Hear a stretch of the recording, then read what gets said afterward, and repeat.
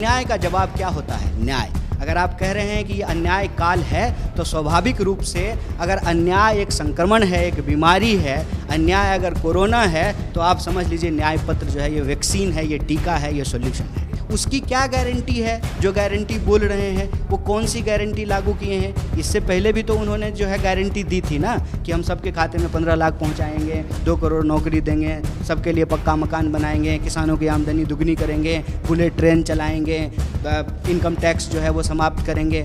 कौन सी गारंटी उन्होंने पूरा किया है? तो उनको मालूम है कि उनके बाद की कोई गारंटी नहीं है, इसीलिए वो गारंटी हाथ में कांग्रेस पार्टी का न्याय पत्र है, क्या कहें?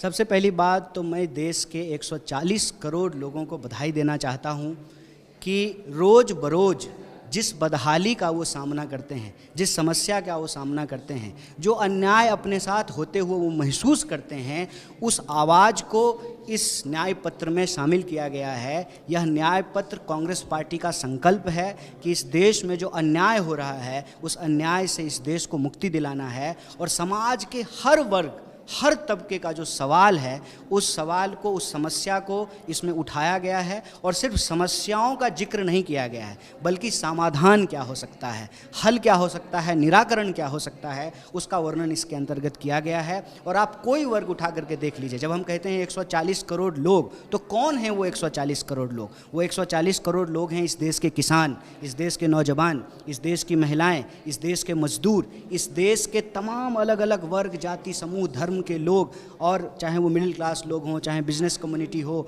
चाहे वो नौकरी करने वाले लोग हों, चाहे छोटा मोटा रोजगार करने वाले लोग हों, तमाम लोगों की समस्याओं को इसमें समाहित किया गया है। और अलग अलग न्याय के माध्यम से किसान न्याय, नारी न्याय, महिला न्याय, श्रमिक न्याय, युवा न्याय, हिस्सेदारी न्याय, राज्य न्याय, संवैधानिक न्याय, तमाम टॉपिक के तहत जो है देश के आम लोगों के न्याय को इसके अंतर्गत उल्लेखित किया गया है। और उस न्याय को हम कैसे प्राप्त करेंगे, उसका रास्ता सुझाया गया है। और आज हमारे नेता राहुल जी ने कहा कि ये जो न्याय पत्र है, इसको हमने लिखा है, इसको असल बनाया है इस देश के लोगों ने।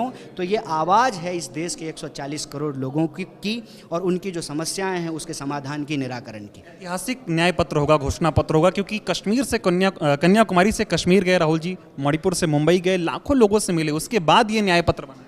देखिए, ये जो न्याय पत्र है, सबसे पहली बात, ये एक ऑर्गेनिक डॉक्यूमेंट है। और आज जो है राष्ट्रीय अध्यक्ष मल्लिकार्जुन खड़गे जी ने याद दिलाया देश को कि कांग्रेस पार्टी ने जब पहला घोषणा पत्र जारी किया था आज़ादी के बाद, नेहरू जी ने जिसको लिखा था, तो उस घोषणा पत्र का नाम था व्हाट कांग्रेस स्टैंड्स फॉर, मतलब कांग्रेस किसके लिए खड़ी है। तो वो एक ऐतिहासिक दस्तावेज बना जिसके आधार पे इस देश की 50-60 साल की जो है बुनियाद पड़ी। इस देश का मतलब जो लोग हैं, जो समाज है, जो लोकतंत्र है, जो न्यायपालिका है, वो उस रास्ते पर चला। उसी तरह से ये जो न्याय पत्र है, ये आने वाले समय में एक ऐतिहासिक दस्तावेज साबित होने जा रहा है। और मैं आपको याद दिला दूं कि पूरी दुनिया में कहीं फ्रीडम चार्टर निकाला जाता है, अलग अलग तरह के संकल्प पत्र जारी किए जाते हैं, तो अपने आप में एक ऐतिहासिक दस्तावेज है। और देश कैसा होगा, उसका स्वरूप क्या होगा, और देश क्या होता है, देश का मतलब होता है इस देश में रहने वाले लोग, तो उनकी समस्याओं को प्राथमिकता दी गई है। और उनके जीवन से जुड़ी हुई समस्याएं, चाहे महिलाओं को 1 लाख रुपया देने की बात हो, चाहे नौजवानों को पहली नौकरी पक्की करने की बात हो, चाहे किसानों को उनका फसल का दाम, उचित दाम देने का बात हो, स्वामीनाथन आयोग की सिफारिशों को लागू करने की बात हो, चाहे मजदूरों को 400 रुपये न्यूनतम मजदूरी देने की बात हो, तमाम जो है सवालों को इसके अंतर्गत रखा गया है। और हमको पूरी उम्मीद है कि जब इस न्याय पत्र को जनता ने बनाया है, तो इस न्याय पत्र को वो अपने सर आँखों पे बिठाएंगे और इस न्याय पत्र के लिए वो लड़ेंगे, वो संघर्ष करेंगे, और ये जनता के संघर्ष का दस्तावेज साबित होगा। क्या कहेंगे आपकी, जिस तरह से 10 साल अन्याय काल के रहे, उसका अंत है ये न्याय पत्र? देखिए, इस न्याय पत्र के बनने की प्रक्रिया, जैसा कि आपने भी उल्लेख किया कि जो राहुल जी कन्याकुमारी से कश्मीर तक चले, फिर मणिपुर से मुंबई तक चले, तो अलग अलग तबके के लोग आकर के मिलते थे और अपनी समस्याओं को वो बताते थे।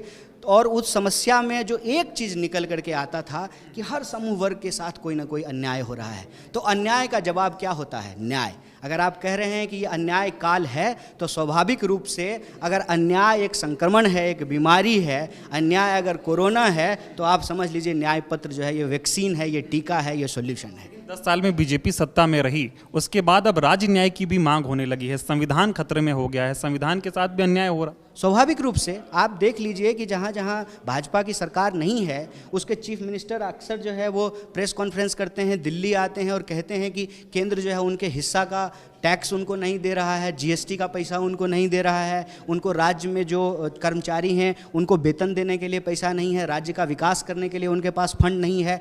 तो स्वाभाविक रूप से संघीय ढांचे के ऊपर भी हमला किया जाता है। और आप देखिए कि कितने बेशरम लोग हैं ये भाजपा वाले कि अक्सर जो है उत्तर दक्षिण करना शुरू कर देते हैं। इनका काम ही है समाज को बांटना।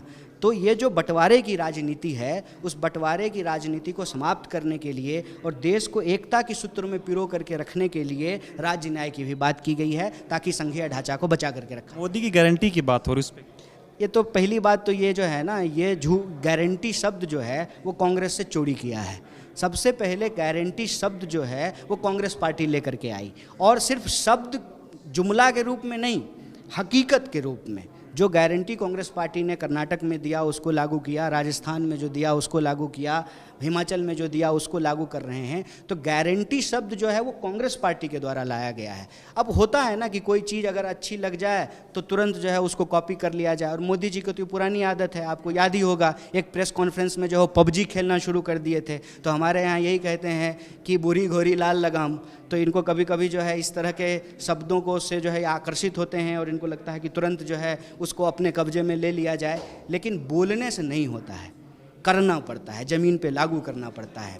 उसकी क्या गारंटी है? जो गारंटी बोल रहे हैं वो कौन सी गारंटी लागू किए हैं? इससे पहले भी तो उन्होंने जो है गारंटी दी थी ना कि हम सबके खाते में 15 लाख पहुंचाएंगे, 2 करोड़ नौकरी देंगे, सबके लिए पक्का मकान बनाएंगे, किसानों की आमदनी दुगनी करेंगे, बुलेट ट्रेन चलाएंगे, इनकम टैक्स जो है वो समाप्त करेंगे। कौन सी गारंटी उन्होंने पूरा किया है? तो उनको मालूम है कि उनके बाद की कोई गारंटी नहीं है, इसीलिए वो गारंटी हाथ ही बदलेगा। स्वाभाविक रूप से हाथ ने ही इस देश को बनाया है, हाथ ही इस देश को बचाएगा और हाथ ही इस देश को बेहतर भविष्य की ओर लेकर के जाएगा। हाथ ही बदलेगा हालात।